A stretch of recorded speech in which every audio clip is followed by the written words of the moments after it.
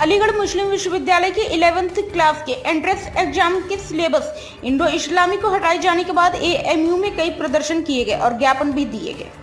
उसके बाद एएमयू के द्वारा एक टीम गठित की गई। टीम गठित होने के बाद छात्रों को उनकी मांग पूरा करने का आश्वासन दिया गया, लेकिन जब इसके बारे में छात्रों के द्वारा जानकारी लेनी चाहिए लेकिन उन्हें कोई निष्कर्ष नहीं मिला, तो छात्रों का कहना है कि एएमयू के कुलपति के द्वारा जो टीम गठित कर सिलेबस को लेकर जो कार्रवाई की बात कही थी, लेकिन उस टीम के द्वारा अब तक कोई कार्रवाई नहीं की गई। यही कारण है छात्रों में इंडो इस्लामिक चैप्टर को लेकर काफी आक्रोश देखने को मिल रहा है। हर रोज जिस तरीके से इस मामले को लेकर एएमयू प्रशासन की ओर से लेट लतीफी होती नजर आ रही है, छात्रों में उसको लेकर आक्रोश बढ़ता चला जा रहा है। आज छात्रों के द्वारा बड़े सवाल खड़े कर दिए गए हैं। अलीगढ़ मुस्लिम विद्यालय के छात्रों के द्वारा जानकारी देते हुए बताया कि आज हमारा रणनीति बनाने का खास मकसद यह है कि जिस तरीके से 11वीं क्लास के सब्जेक्ट को हटाया गया, यह कहीं ना कहीं इस्लाम के विरुद्ध है। इस सब्जेक्ट में इस्लाम से जुड़ी बातें और इस्लाम के बारे में बताया गया, जो कि हर मजहब के लोगों को पढ़ाया जाना चाहिए कि इस्लाम क्या है। जिस तरीके से हर मजहब के बारे में बताया जाता है, उसी तरीके से इस सब्जेक्ट में भी इस्लाम के बारे में जानकारी दी जाती है, जो हिंदू मुस्लिम भाई सबको जानना चाहिए। जिस तरीके से इस्लाम के चैप्टर को हटाया गया है, कहीं ना कहीं यह हिंदू मुस्लिम भाईचारे को खत्म करना चाहते हैं। यह हम नहीं होने देंगे। अगर जल्दी हमारी मांगों को पूरा नहीं किया गया तो अब बड़ा प्रदर्शन जल्द किया जाएगा। क्या मकसद है जी? आज जो प्रेस कॉन्फ्रेंस होती है, इसका मकसद क्या है? देखिए, इसका मकसद ये है कि लगातार जो है अलीगढ़ मुस्लिम यूनिवर्सिटी में, जिसका पहले दिन से ये टारगेट रहा है, और ये सर सैयद अली रहमा जो बानी दरसगाह हैं, उनका ये मानना था, और उन्होंने इसलिए यहाँ के सिलेबस में इस चीज़ को इंक्लूड करवाया कि यहाँ पर आने वाला हर शख्स इंडो इस्लामिक और इस्लाम और शरीयत के बारे में जाने।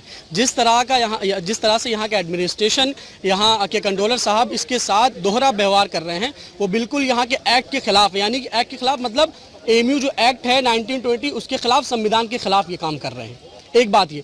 दूसरी बात, जब हम लोगों ने इसके खिलाफ आवाज़ उठाई और हमने ये कोशिश की कि जो सिलेबस, जो शरीयत का, खास जो शरीयत का पोर्शन है, उसको हटा दिया गया इंडो इस्लामिक से। हमने ये कोशिश की उसको फिर से लाया जाए, क्योंकि ये अलीगढ़ मुस्लिम यूनिवर्सिटी की पहचान है, ये हमारी आइडेंटिटी का सवाल है। तो इन्होंने ये काम किया कि जिन लोगों ने, आप देखें कि जिन लोगों ने इस सिलेबस को हटाने का काम किया था, उस खास पोर्शन को, उसके बाद हमारे आवाज़ उठाने के बाद फिर उन्हीं लोगों की रिव्यू कमेटी बनाई जाती है कि फिर ये लोग जो है इस पर रिव्यू करेंगे। तो आप, ये वही वो लोग हैं जिन्होंने सिलेबस हटाया? जी, ये वही लोग हैं जिसमें आप नाम देख रहे हैं, ये वही लोग हैं जिन लोगों ने सिलेबस को हटाने की, जिन कमेटी बनाई गई थी, इन्हीं लोगों ने सिलेबस को हटाया, फिर बाद में इन्हीं लोगों की कमेटी बनाई गई इस पर रिव्यू करने के लिए। तो ये कहाँ का इंसाफ है? जाहिर सी बात है, वो जो चाहेंगे वही करके जाएंगे।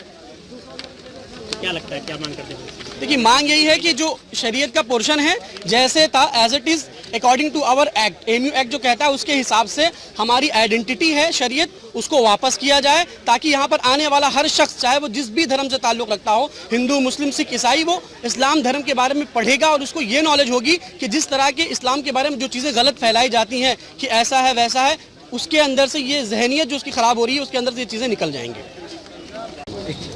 हमारी जो पीसी है वो इसलिए है कि एक कम्युनिकेशन गैप क्रिएट किया जा रहा है by the administration between vice chancellor and the students. उसमें जैसे मैंने आपको अभी पहले बताया था कि मैम से हमें मुलाकात करनी थी, प्रॉक्टर ऑफिस से हमें मुलाकात नहीं करने दी गई, प्रॉक्टर टीम ने हमें ज़बरदस्ती रोका और हमारे साथ धक्का मुक्की की थी, वो आपको बखूबी इल्म है। उसके बाद में मैम को जो इन्फॉर्मेशन दी गई थ्रू द कंट्रोलर ऑफिस कि इस कमेटी में जो सिलेबस का रिव्यू किया गया था, ये विद द इन्फॉर्मेशन वाइस क्या कहते हैं, इंडो इस्लामिक के इस्लामिक स्टडीज़ के चेयरपर्सन, थियोलॉजी के चेयरपर्सन और बाकी कुरानिक स्टडीज़ के चेयरपर्सन, ये सारे लोग इस कमेटी में मौजूद थे। लेकिन मैम ने ये हमें बताया, लेकिन जब हमने इसकी तहकीक की तो जो पर्चा आपके सामने आ रहा है, जिसके अंदर बाकायदा ये मेंशन है कि ये वो लोग हैं, जो 6-7 लोग हैं, इसके अंदर जो एक्चुअल कमेटी बनी थी जिसने सिलेबस को हटाया कि ये सिलेबस एक्स्ट्रा है, वो सारे वो लोग हैं जो इंजीनियरिंग बैकग्राउंड से ताल्लुक़ रखते हैं, इंजीनियरिंग फैकल्टी से ताल्लुक़ रखते हैं, और ये इंडो इस्लामिक के सिलेबस के रिव्यू करने की कमेटी में थे। तो हमारा सवाल मैम से ये था कि मैम, सबसे पहले इस कमेटी के अंदर जो इस्लामिक स्टडीज़, थियोलॉजी और कुरानिक स्टडीज़ के चेयरपर्सन हैं, उनको इंक्लूड किया जाए या वहाँ के प्रोफेसर को इंक्लूड किया जाए, ताकि इस सिलेबस को सही से रिव्यू किया जाए। मैम ने टीम की जो कमेटी बनाएगी इस पर ये एक, मैं आपको थोड़ी सी बात ये बताता चलूं कि ये जो कमेटी बनाई गई थी, इसके अंदर फैसले जो लिए गए थे, वो फैसले वाइस चांसलर साहिबा को पता ही नहीं। जो फैसले लिए गए और जो अभी भी चीज़ें चल रही हैं कि ये एक एक कर वाइस चेयरपर्सन को बुलाते हैं, लाइक कमेटी अगर आप बना रहे हैं रिव्यू कमेटी, तो डिसीजन आप फिर से कलेक्टिवली लेंगे। तो आपको क्या करना चाहिए कि सारे डिपार्टमेंट्स के जो इस डिपार्टमेंट जो एफिलिएटेड डिपार्टमेंट्स हैं इंडो इस्लामिक से, उनको बुलाना चाहिए था सारे चेयरपर्सन को। ये एक एक कर बुला रहे हैं सब। उस दिन मुलाकात हुई तो थियोलॉजी चेयरपर्सन से मुलाकात हुई थी, उन्होंने बताया कि भाई मुझे बुलाया गया था अकेले, बाकी 6 लोग 7 लोग यही बैठे हुए थे। इंडो इस्लामिक के चेयरपर्सन के पास गए थे, उन्होंने भी सेम बात कही कि ये 6-7 लोग थे और एक हमें बुलाते हैं और हमसे कहते हैं कि भाई आप इसमें क्या मशवरा देते हैं। इसका क्या मोटिव? इसका मोटिव ये है कि हम अभी तक नाम के साथ में आए हैं पब्लिक डोमेन में, उसके बाद में हम फोटो के साथ में आएंगे। जो ये लोग जिम्मेदार हैं, जो खामोशी से जो इन्होंने फैसले लिए हैं, उनको सीधा सा अल्टीमेटम है, इस फैसले को वापस लीजिए, अदरवाइज स्टूडेंट की तरफ से एक मास प्रोटेस्ट और उनके खिलाफ एक आवाज़ बुलंद की जाएगी। क्योंकि बच्चे एग्ज़ाम में बिजी हैं, एग्ज़ाम से जैसे ही फ्री होंगे फ़ौरन से हम 2 से 3 दिन के अंदर एक मास प्रोटेस्ट एडमिनिस्ट्रेशन स्पेशली इन लोगों के खिलाफ हम आवाज़ उठाएंगे कि इन्होंने बगैर involvement of the vice chancellor, without informing the vice chancellor, इन्होंने ये फैसला अपनी मर्जी से ले लिया, विदाउट इन्वॉल्विंग एकेडमिक काउंसिल।